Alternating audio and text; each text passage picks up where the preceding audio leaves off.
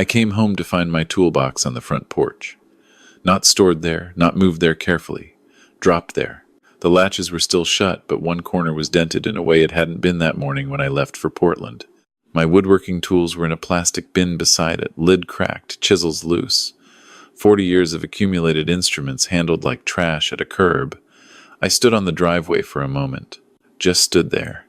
The November air was cold enough to see my breath, and I watched it disappear while I looked at what had been done to my things. Then I heard my son-in-law's voice through the open window. He'll figure it out. It's not like he has anywhere else to go. I picked up my toolbox.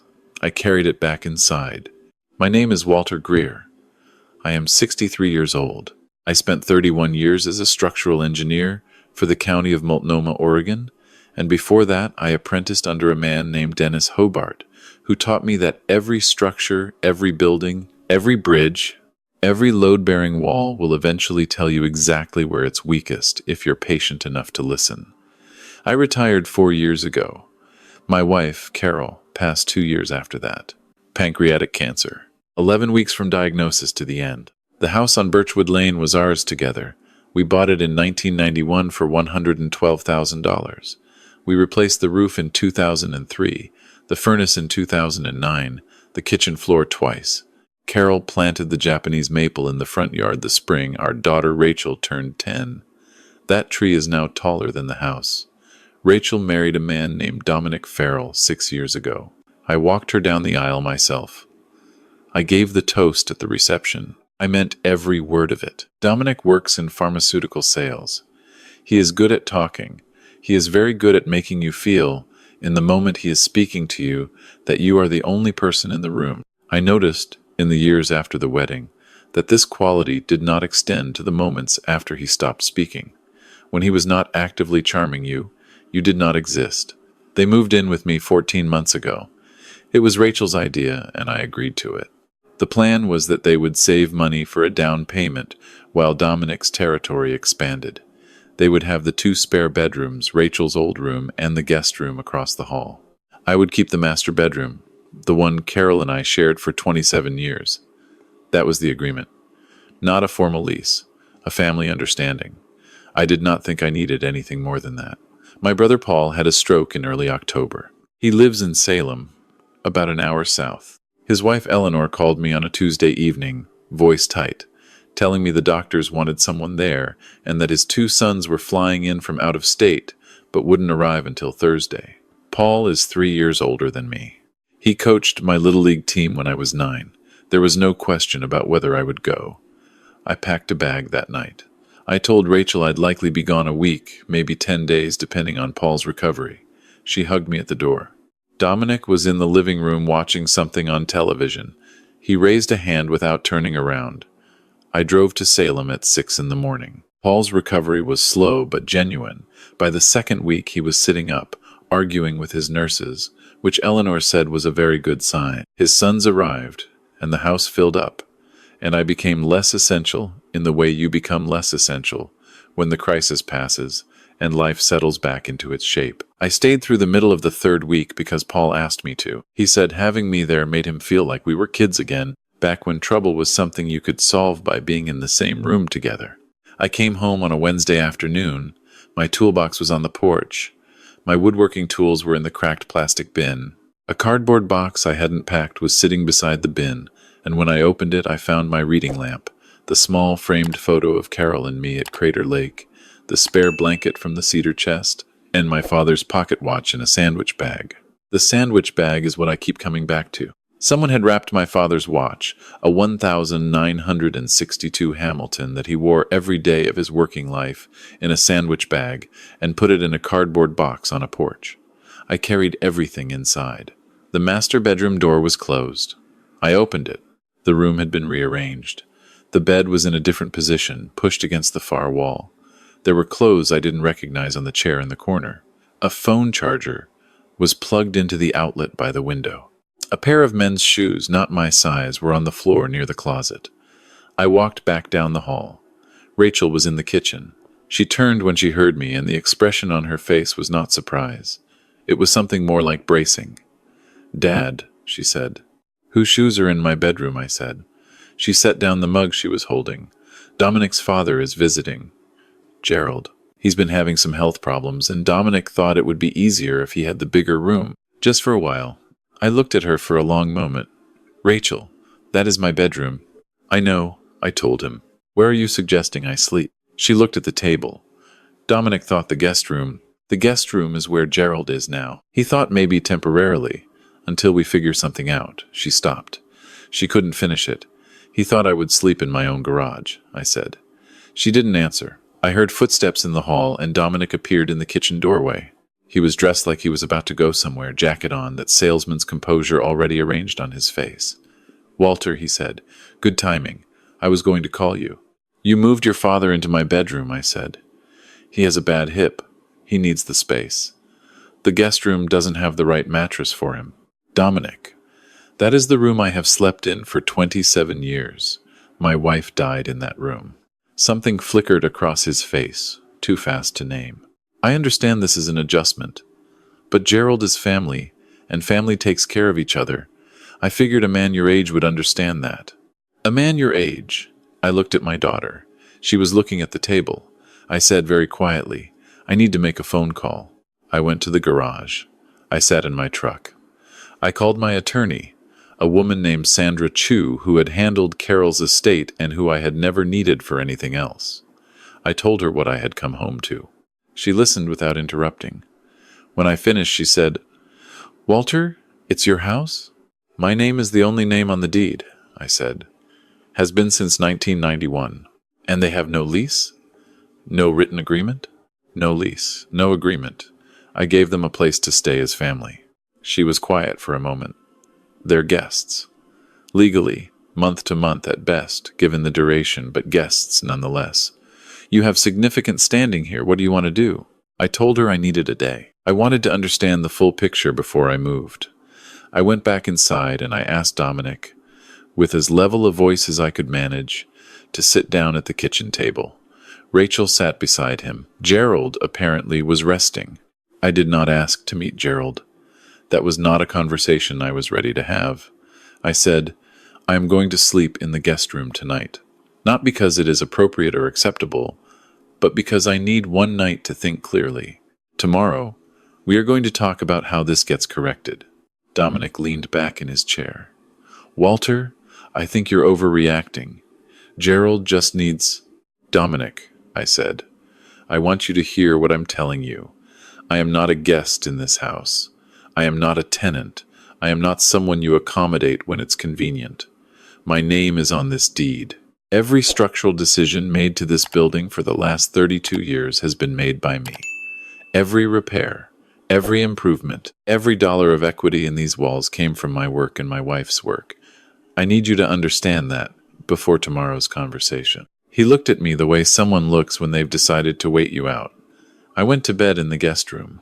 The mattress was fine. I didn't sleep much.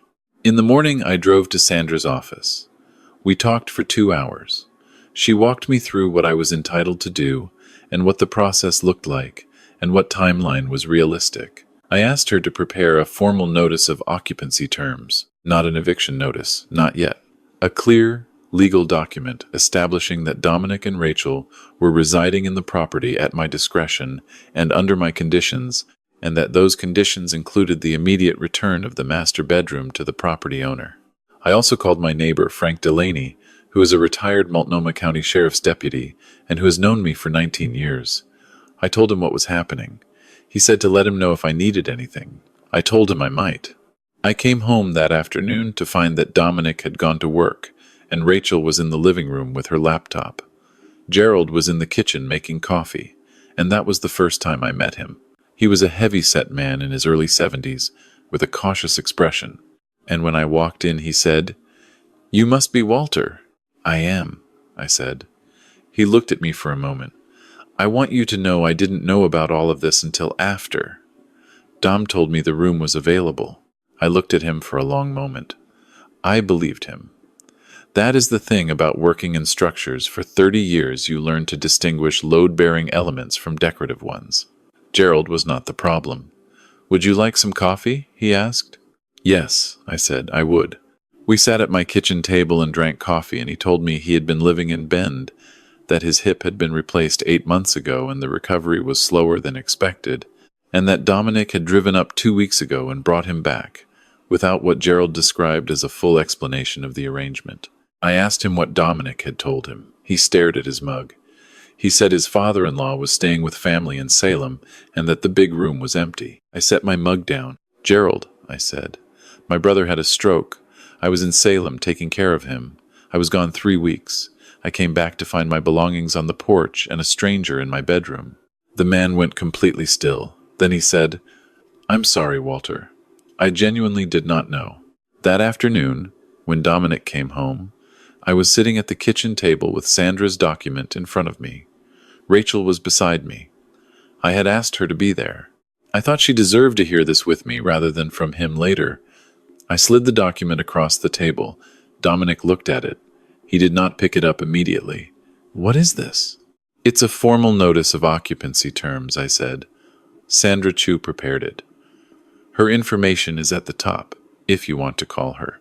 It establishes, in legal terms, that you and Rachel are residing here at my discretion. It outlines the conditions of that arrangement, including that the master bedroom reverts to me within 48 hours. He laughed. It was a short, dismissive sound. "Walter, you can't just—" "I can," I said. "Sandra can explain the specifics if you'd like, but the short version is that this is my property.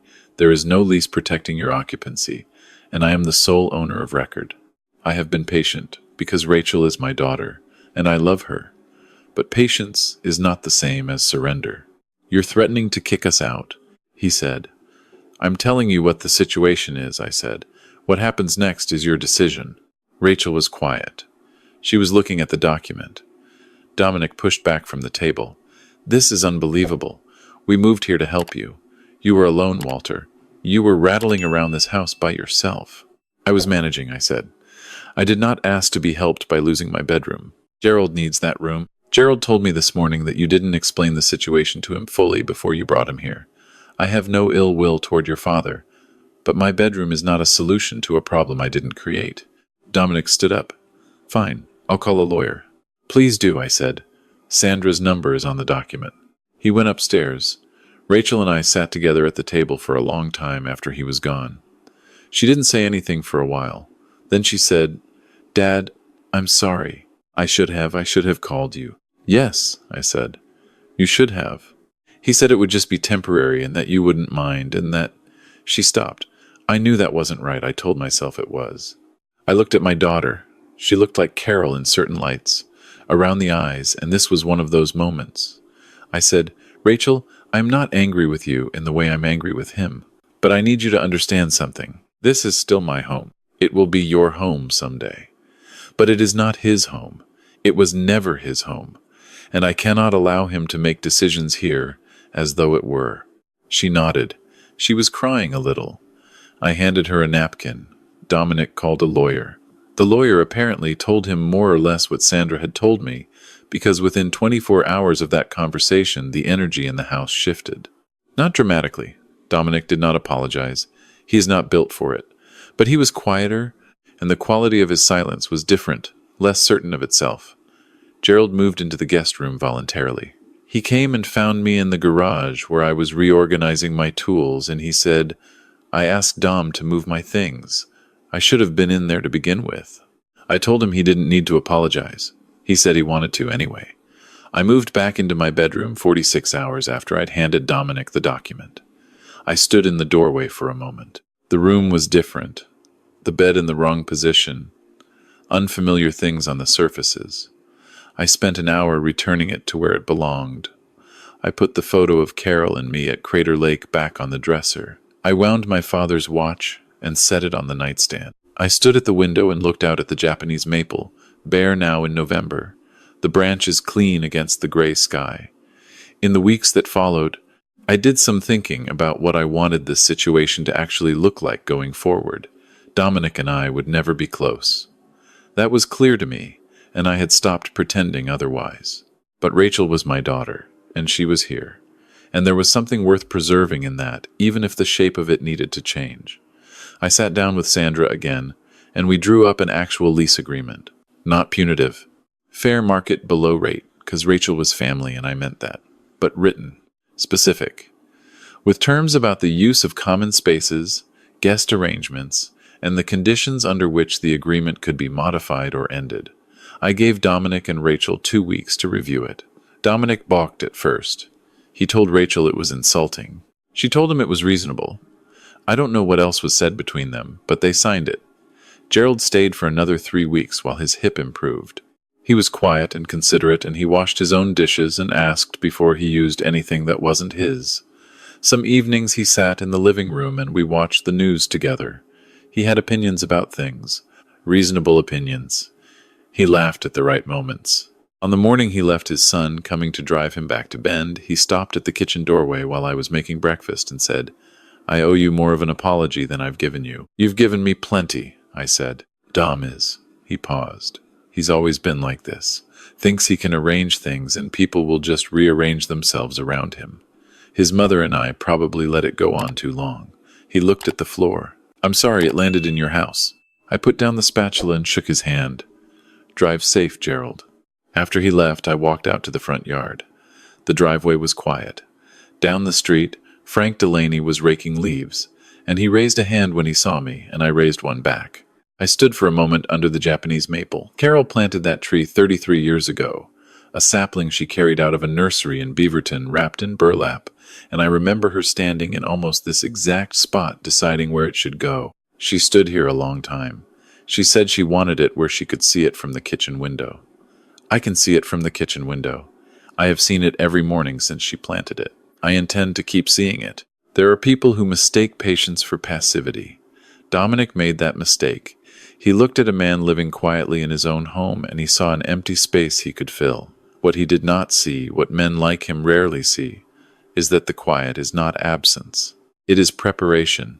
It is the accumulation of 31 years of understanding how things hold together and how they come apart. You can move a man's tools. You can put his father's watch in a sandwich bag. You can take his bedroom in the 3 weeks he's in Salem, watching his brother learn to walk again. But you cannot take a house from its foundation. Not if the foundation knows what it is. I know what I am.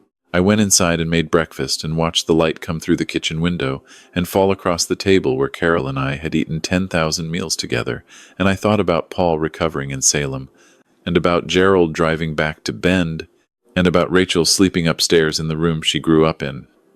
I thought about the lease sitting in Sandra's files, clean and signed and clear.